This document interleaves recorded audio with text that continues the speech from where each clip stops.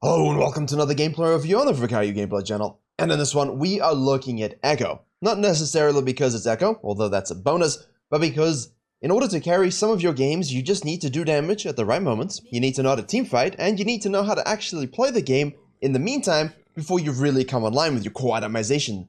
And Ekko is one of the great examples of how to play like that all the time because, as we know, Ekko does not have the same ganking aggression, does not have really the same farming aggression as your prototypical meta junglers. You're thinking Lee Sin, Elise, Karthus, Fiddle.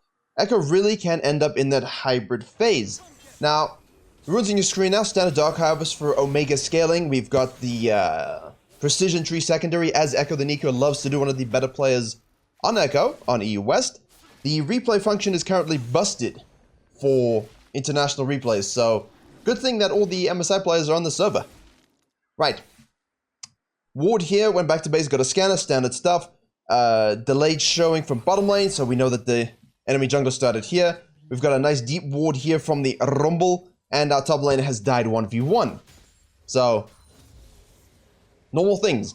Ekko in the meantime is going for that standard red side clear. Now remember, the experience changes are coming next patch. I will be doing a video on my main channel tomorrow, updating and explaining the benefits, pros and cons, and so on of all those changes and how you will have to adjust your playing. I'll mention it throughout this video as well, so keep that in mind, of course, as you guys might watch this after the next patch. Burn damage, move on to the top side. Now, we see this. This is perfect. All information we need to know, 12 CS, blue buff, did blue side. Now, the inherent risk here, okay, the inherent risk here for Ekko is by flexing into your wolves into your blue, you're delaying this, and now you see this rotation. You know, 100% we're getting invaded. And that's the downside of doing a red side clear versus stronger junglers who can gank, duel, invade. You know, he knows it's coming. I wouldn't sit in the bush, because obviously he can just walk around, so that's a bit unfortunate. What would you say is the counter to that exact play? And obviously Rumble's rotating and Renekton's rotating and the Wukong's TPing and we have a total fiesta. He dies and Wukong now is going to chase level 2. He doesn't really have anything to kill the Rumble. Right. The thing is,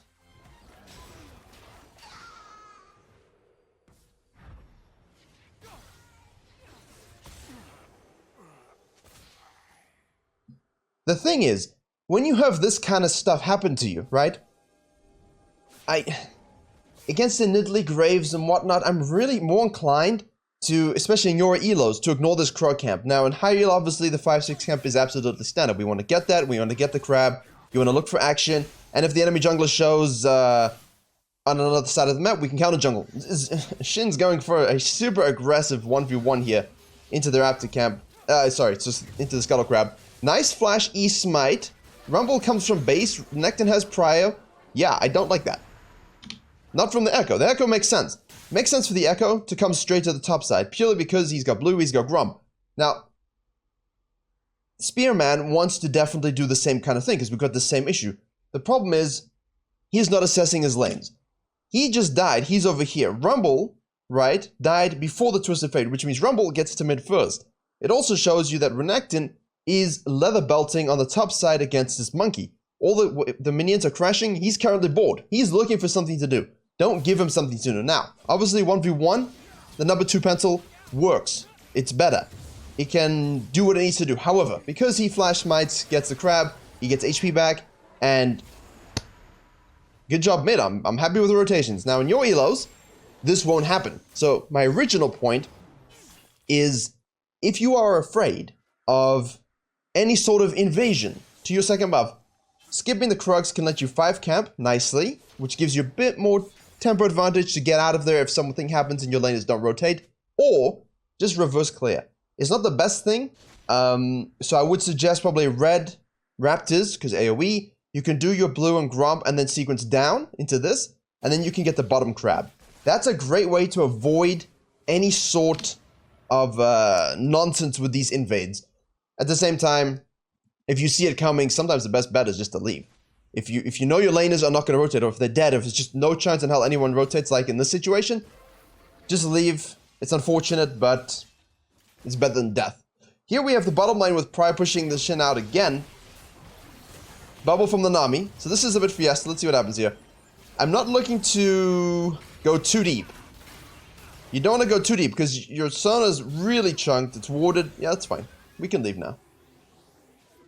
So, from Saku, interesting second part of the name, this aggression is blind faith. It is not... What are we doing? We saw it was warded. We saw it was warded. Friends? Okay. Okay.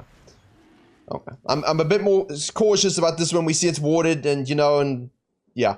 Anyway, if you have rotations and you can afford to clear this ward, go for it. Otherwise, as I said, shove out, disengage, you've got your tier 2 rotation on the red side.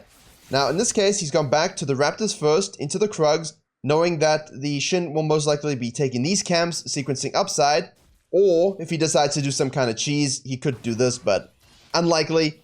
The Rumble will go on an adventure. Thank you, sir. Why don't you hit the plant, though, sir? The plant would be nice. Because if he shows here, which he did, and then he just goes up, he should be in this area, but we now don't have any concrete vision of this. The Ekko's positioning himself to gank bottom lane. Let's see. If it's available, we can do it. If we see that the enemy jungler is topside, right? Which he is, you can go counter jungling. You can drag in if it's late enough into the game, if you've actually got some items to do that. In this case, we know that that's mostly down. I don't think we need to double check it. I would just go check the Gromp, but even then, yeah, you don't really know 100% which camps were taken, but the second blue's showing up, so that's very important. We can take that. That's fine. It's hyper-aggression from the enemy jungler, though, right? This works in low elo because people don't rotate, and because as long as you can win the 1v1, you're in a good position. When you're playing Ekko, you don't like that as much. You need to have a bit more measured approach to your pathing, to the way you play the game. But because he showed top lane and the sequencing was completely out of whack, the Ekko gets the Gromp, the Ekko gets the blue, and now you can actually look to trap. So here we don't know the enemy jungler is going to show up. So you do have to keep that in mind. And of course, there's no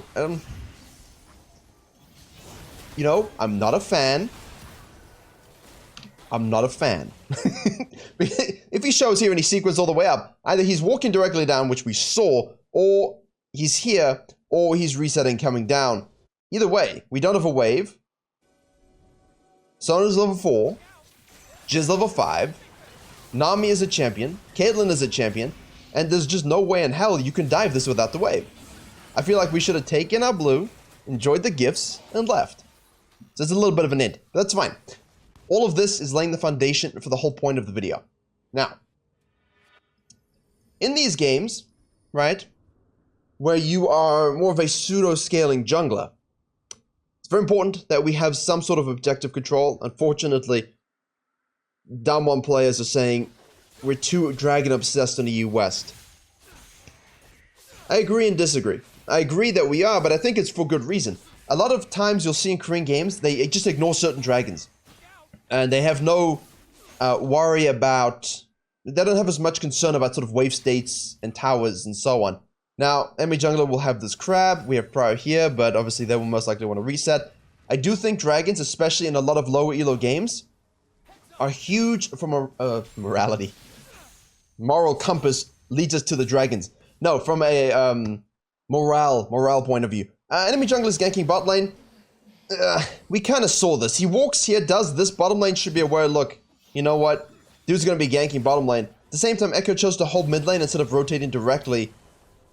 You know, as long as you can collapse here and get kills at the end of the day, it's fine. But I'm much more of a fan of cutting off junglers and counter ganking them because it demoralizes them and it demoralizes the enemy team knowing that the jungler just cannot even gank because you're just cutting them off. That's how you get that vibe of, hey, this jungler's everywhere. But that's good. Again, nice run by the Rumble. This champion is not okay in the jungle either. Did a video on that last week before. 2-2-2 and a dragon. Plus some counter jungling. CS is 24 up. And now this Gromp is spawning again. At this point, I don't have an idea of where he might necessarily go. Logic would dictate topside, right? Again, logic would dictate. There we go. And he shows up as such. If this doesn't happen with a Twisted Fate, you know you can go steal the Gromp. Bottom lane is bottom lane. But I understand why he would just want to fall back here, because you've got level 6 Krugs, we want to make sure those are secured. And the highest tier camp on the map for the Ekko, 1v1 death, are the Raptors. So all of this is part of the game, right? Your movements, your little flexings, based upon where the jungler goes, and what you actually want to do. This case, ignore your blue side, because if jungler is dead, if jungler was just top side, jungler has very little reason to return to the top side, other than for the herald. Alright, and because this Zin's pathing is just a bit very wacky, he's just not really overly trackable in a savant sense, right? In a very sort of cohesive way. He's path top lane, nice gank, he's gonna take the herald, I'll take his grump and dive bottom lane, we'll reset, I could go top lane, etc. You know, there's no real flow to his pathing, it's just a bit jarring. So, I don't actually know where he went. His red buff spawned, so that's basically a nice magnet. You could assume at this point he would go to his red.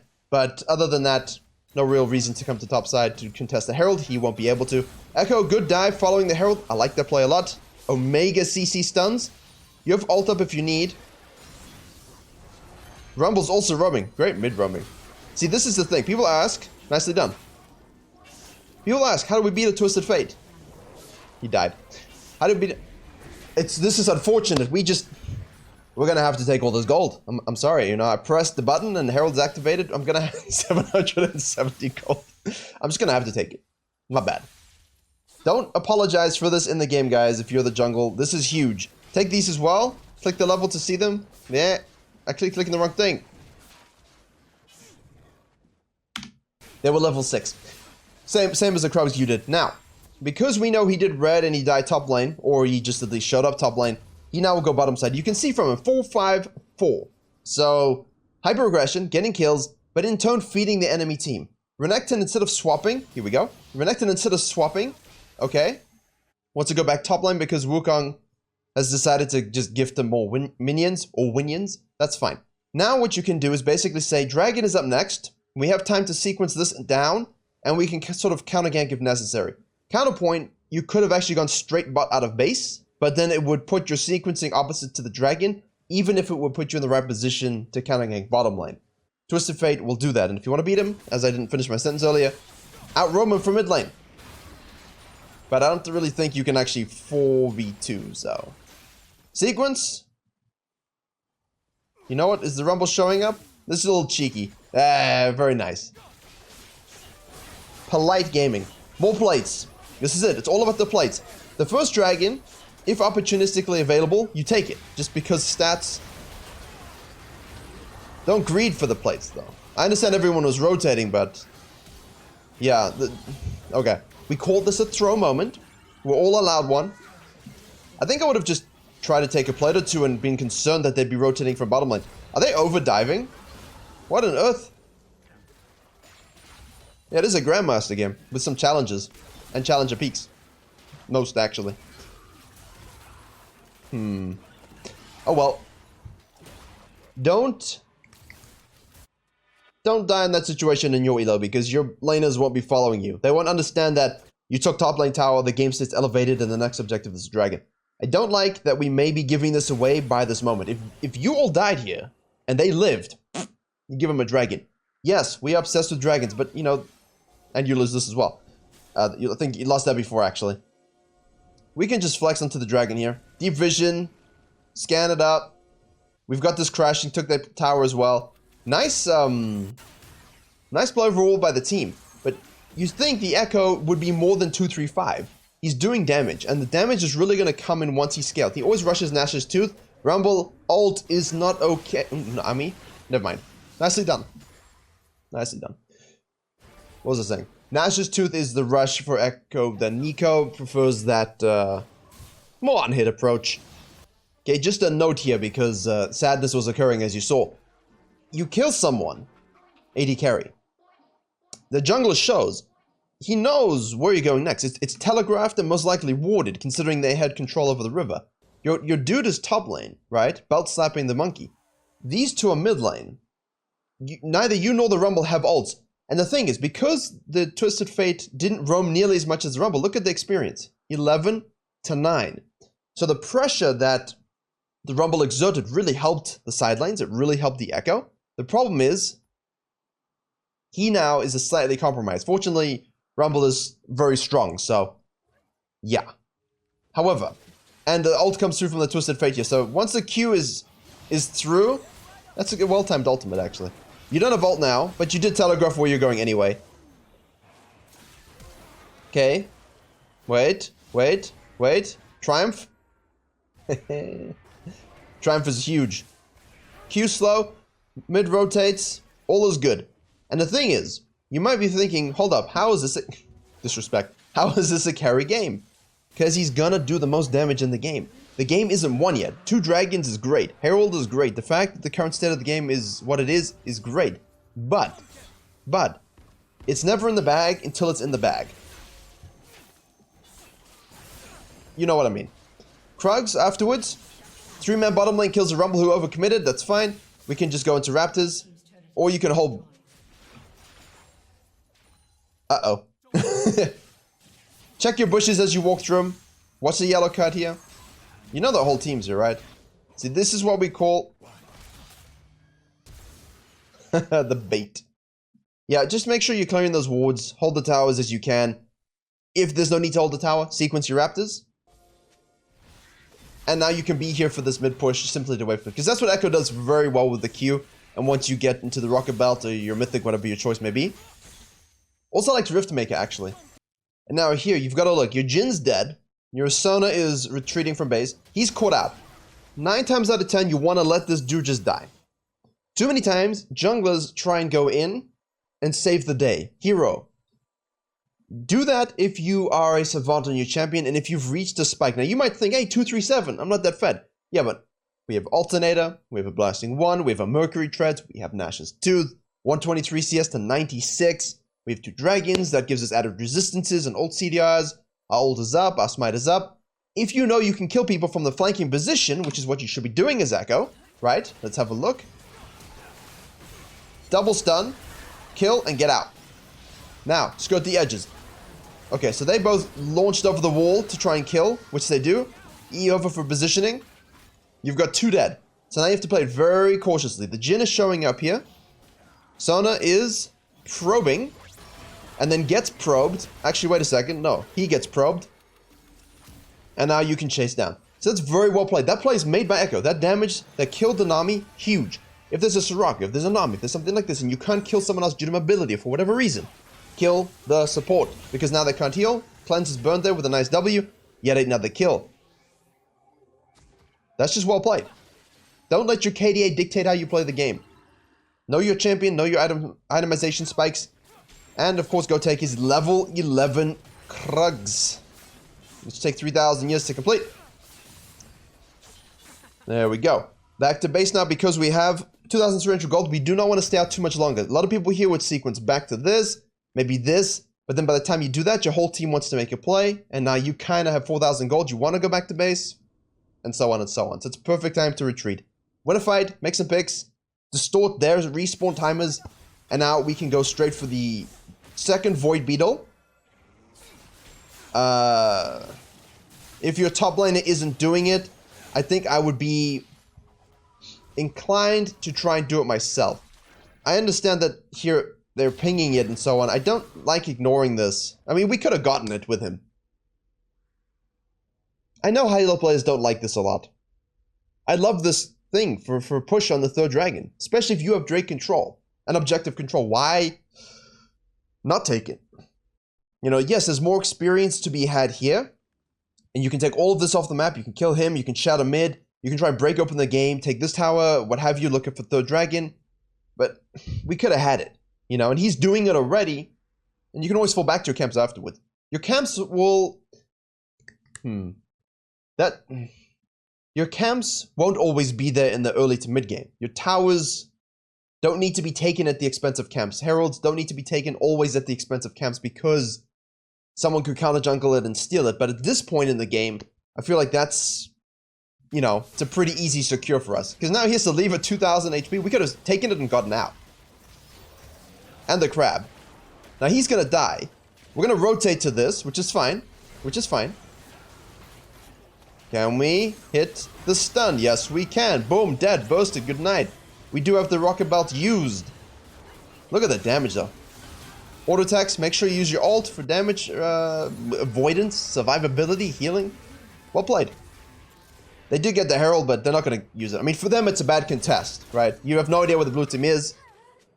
You have no idea what the blue team is, and you can get very severely punished for it. I do think if we just take it, we can win that fight if we force it anyway. Hey, that is disgusting damage. Right. Sometimes in these games, you will find yourself really fat, like 12-0. Sometimes you find yourself 5-3-10. That's fine. Focus on the items, focus on the task at hand, don't worry about the KDA. Here is great. We can shoot on the towers, we can push the inhibitor tower. I don't think I want to overstay, I think I want to fall back to the dragon. The only reason I would stay here is if they sort of engage or overcommit based upon their death timers. Or you are an Ekko main with supreme knowledge of your champion and a Rumble on your team, and you do that. Now we've got a flank though. Flash is burned. I still don't like it. It's flashy and it looks cool and it feels nice. I still don't like it. I'm much safer in that sense. I don't know. I feel like we just could take all of this and this, probably crash this, reset, and then flex that. I don't know. That's more what I would be thinking in a bit more of an organized sense, but...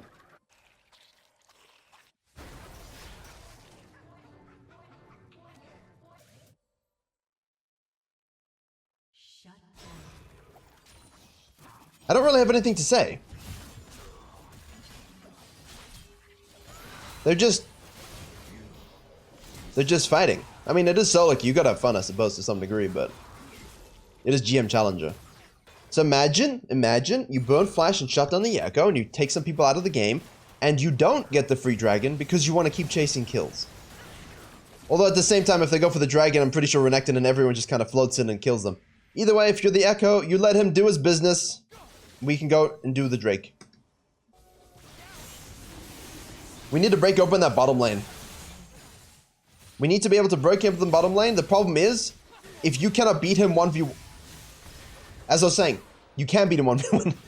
If you can't though, right, and you die, that's a Baron. If you dedicate too many resources here and your team is in a position to ward and defend the Baron, and they're all up, you lose the Baron. So as a jungler, don't do this if they are grouped, all spawn and go for dragon, alright? Definitely not.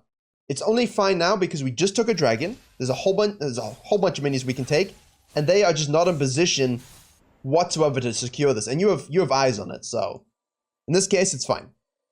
But you have to do the calculations. Can I beat them 1v1? Am I confident? If you cannot, then you're just running down, you're just inting.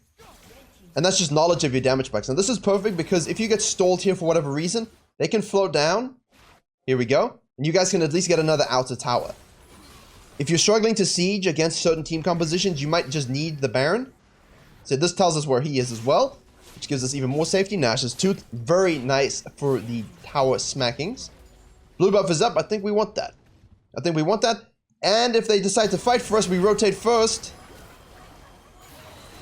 W's already down. Nice stun. Dead. Rooted. Don't care. Didn't notice.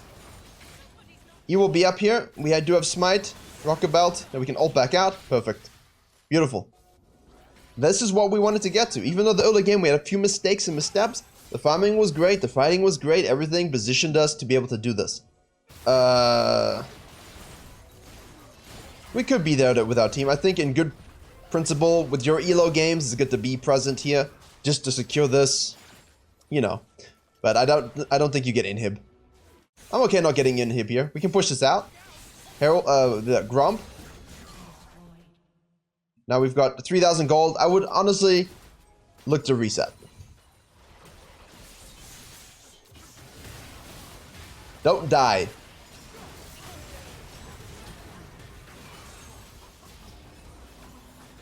See, that's bad, because now they can go to the Baron. If your team is behind and useless and you are the win condition, now they get free Baron. So this one is just a 3,000 gold, reset back to base. Now we can go up to this. You do have pressure here. You can always set up the pushes and the side waves and so on. But don't die mid lane, guys. Because if his team bails him out, now his team bails him out. He's lucky. But trust me, I'm familiar with the feeling of you are the Ekko in this situation and your team doesn't bail you out. They all die, they get the Baron. And now you're like in this weird situation.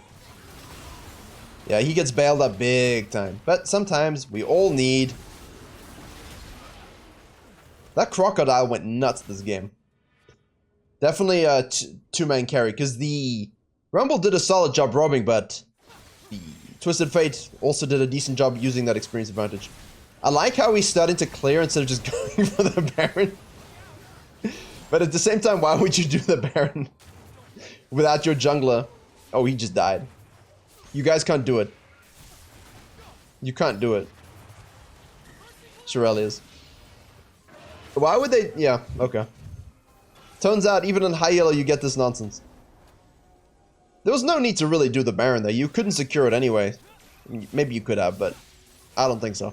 So you can just sequence down and look for Soul. That's also fine. You don't have to force Barons. They just kind of needed to finish the game.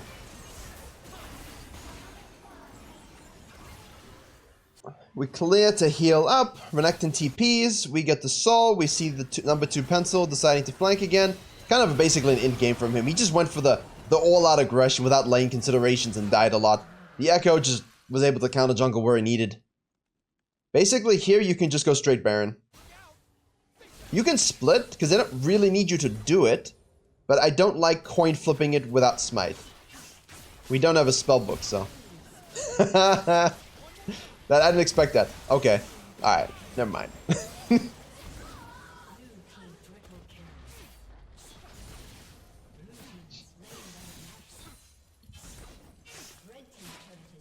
There you go. So when you get fed and you do everything properly, that can happen. I don't really have anything to say about that. That's just good. That's just gaming, right? And that guy has an appropriate name for his performance. Thank you very much for watching. I hope you're able to enjoy and learn something. Pretty nice carry performance overall. The Renekton did do a good job, but our split pushing was great. Little bit of greeting, you know, here and there where we died. But overall, exactly how you want to do your damage. Know when and how much you can dish. Don't die too much being caught out doing it. But as you can see, most damage in the game. Thank you very much for watching, and as always, I will see you all in the next tutorial.